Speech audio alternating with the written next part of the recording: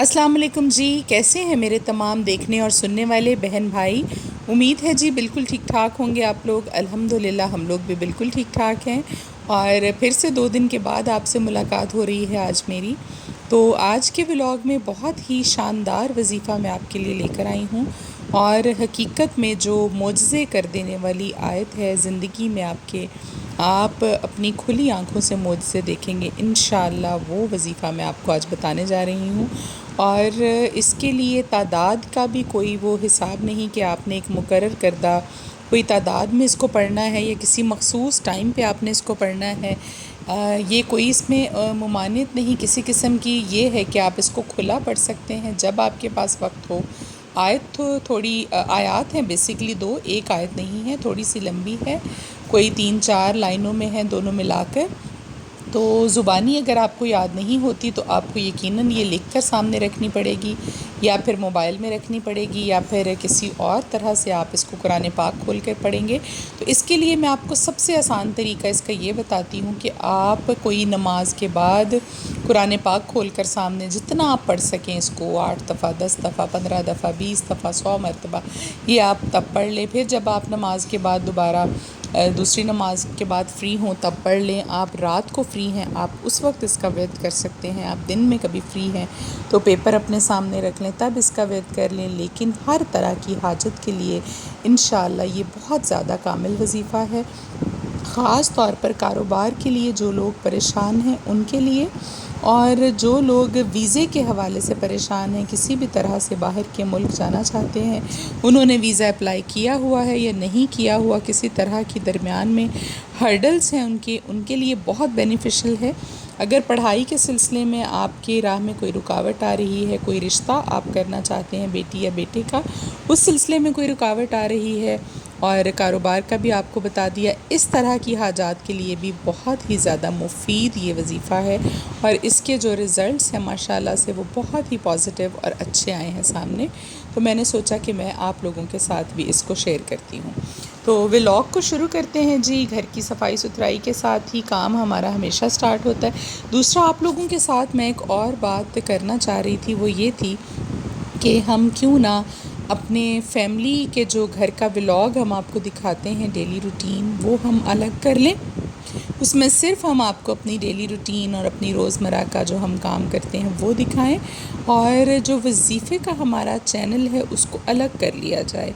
उसमें मैं आपको रूटीन नहीं दिखाऊंगी बल्कि मुख्तसर सा छोटा सा कोई 5-8 मिनट की 10 मिनट की वीडियो होगी, 5-7 मिनट की, बल्कि 10 मिनट भी नहीं लगते, तो सिर्फ़ आपको तफसील के साथ कोई भी वजीफ़ा जो है वो आपको बता सकूं, ताकि आप लोगों का टाइम भी वेस्ट ना हो। जो लोग सिर्फ़ और सिर्फ हमारा चैनल को देखते हैं वजीफ़े की नीयत से वजीफ़ा हासिल करने के लिए, वो अलग से चैनल को कर दिया जाए, और जो डेली रूटीन में डेली व्लॉगिंग में इंटरेस्ट रखते हैं लोग, फिर वो ही इस चैनल को देखेंगे, और इस तरह से करके फिर मामला जो है वो अलग अलग कर दिया जाए। तो आपने मुझे अपनी सजेशन देनी है ज़रूर। जो लोग देख रहे हैं व्लॉग को, कमेंट में आपने मुझे बताना है। अगर आप लोगों का पॉजिटिव रिव्यू हुआ तो मैं फिर इस चैनल को इंशाअल्लाह अलग से कर दूँगी। तो अभी खाना बन रहा था जी, सुबह को तकरीबन कोई 11-12 बजे के करीब, क्योंकि मेरे हस्बैंड जो हैं वो घर आए हुए थे रात को। हमारी जो छोटी गाड़ी है मेहरान, जो आप व्लॉग में देखते हैं, उसको हमने दोबारा से ठीक करवाया है। सारा काम उसका नए सिरे से कराया है, और वो मेरे हस्बैंड के पास ही थी, वहाँ पर ही उन्होंने उसका काम करवा के दिया। उसको छोड़ने के लिए वो घर आए थे और साथ में उनको यहाँ दफ्तर में कोई काम भी था। तो मैं उनके लिए बना रही थी सुबह सुबह ही जी आलू मेथी, क्योंकि आलू मेथी जो है वो मेरे कुक को सही से बनानी नहीं आती। तो ये हमारे इधर पंजाब की डिश है, और वो जो है उसका ताल्लुक़ जो है वो दूसरे सूबे से है। तो यहाँ के लोगों को आलू मेथी साग और इस तरह की चीज़ें जो है हम डिफरेंट तरीक़ों से बनाते हैं। तो मैं ख़ुद बना रही थी जी, और उसी दौरान मुझे कॉल आ गई जी मेरी सास की, और उन्होंने बताया कि मेरे देवर के यहाँ बेटी पैदा हुई है, और जो मेरी देवरानी है वो है जी हॉस्पिटल में। तो सारे उसका ऑपरेट हुआ है, सब उसकी बेटी को देखने के लिए जा रहे हैं। तो उन्होंने मुझे कहा कि आप भी आ जाएं, हम सब मिल के जाते हैं, मेरी नंदें भी, मेरी सास भी, और तमाम घर के लोग जो हैं। تو سرجی میڈ ہاسپٹل تھا جی لاہور، جہاں پر میرے بچے پیدا ہوئے، تو پھر میں نے سارے کام درمیان میں چھوڑے فاطمہ کو، یہاں تک کہ میں اسکول سے بھی نہیں لا سکی، اس کے بابا گھر تھے، میں نے کہا آپ لے آئیے گا کیونکہ ان کو 1 بجے جانا تھا دفتر، میں نے کہا آپ فاطمہ کو پہلے گھر چھوڑیں اور اس کے بعد آپ اپنے کام میں چلے جائیے گا۔ تو میں ایک لڑکے کو لے کر، علی کو لے کر نکل آئی تھی وہاں لاہور جانے کے لیے، اور 1 بجے تقریباً ہی میں گھر سے نکلی ہوں اور شام تک میری واپسی ہوئی تھی۔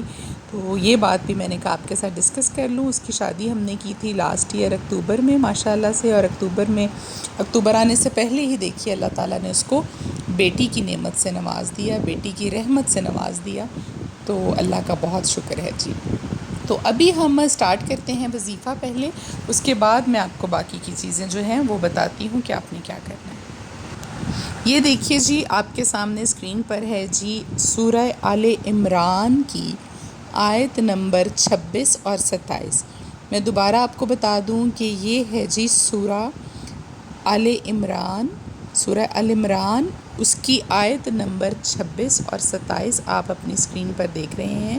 یہ دونوں آپ نے بسم اللہ الرحمن الرحیم کے ساتھ ملا کر پڑھنی ہے، ٹھیک ہے؟ پہلے آپ 26 والی آیت پڑھیں گے، اس کے بعد ہی آپ ساتھ آگے 27 والی آیت بھی ملا کر ہی پڑھیں گے۔ یہ دونوں کو آپ نے اکٹھے پڑھنا ہے، اور اس کے لیے مقصد جو ہے وہ آپ کے دل میں ہونا چاہیے، اور ورد آپ نے کرتے رہنا ہے مقصد کو دل میں رکھ کے ان آیات کا۔ اگر آپ کو یہ زبانی یاد ہو جائیں تو ویل اینڈ گڈ، اگر آپ کو نہ یاد ہوں تو آپ پیپر پر یا موبائل پر یا قرآن پاک پر کھول کر سامنے رکھ سکتے ہیں، ٹھیک ہے؟ یہ قرآن پاک کی سورہ ہے جی آل عمران۔ دوبارہ سے بتا دوں، اکثر لوگ کمنٹس میں پوچھتے ہیں سورت کا نام بتائیے، آیت کا نمبر بتائیے۔ سورہ آل عمران ہے سورہ بقرہ کے بعد جو سٹارٹ ہوتی ہے قرآن پاک میں، اور اس کی آیت نمبر ہے جی 26 اور 27، ٹھیک ہے؟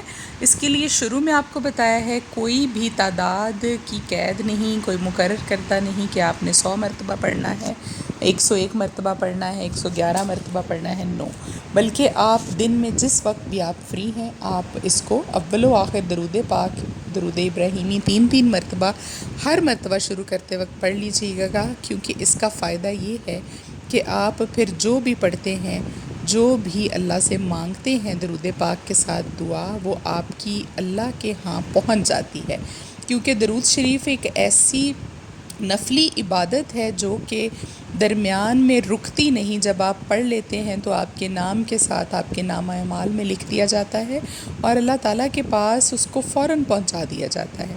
یہ بات یاد رکھیے، اس لیے میں ہمیشہ کہتی ہوں آپ سے کہ اول و آخر آپ نے درود پاک جو ہے وہ ضرور پڑھنا ہے، جب بھی آپ دعا مانگیں یا پھر آپ کوئی بھی وظیفہ کر رہے ہوں، جتنی مرتبہ دن میں اس کو شروع کریں گے، 5 دفعہ رکھتے ہیں ٹائم، 1 دفعہ ٹائم ملا پورے دن میں، 3 دفعہ ٹائم ملا، 2 مرتبہ ٹائم ملا، صبح میں، رات میں، آپ نے اپنے مقصد کو دل میں رکھ کے اس کو پڑھنا ہے، انشاءاللہ اس کا فائدہ جو ہے وہ بہت ہوگا آپ کو، کسی بھی طرح کی حاجت کے لیے، مقصد کے لیے، انشاءاللہ جہاں آپ کو لگ رہا ہو کہ کام نہیں بن رہا تو یہ کسی معجزے سے کم نہیں ہوگی۔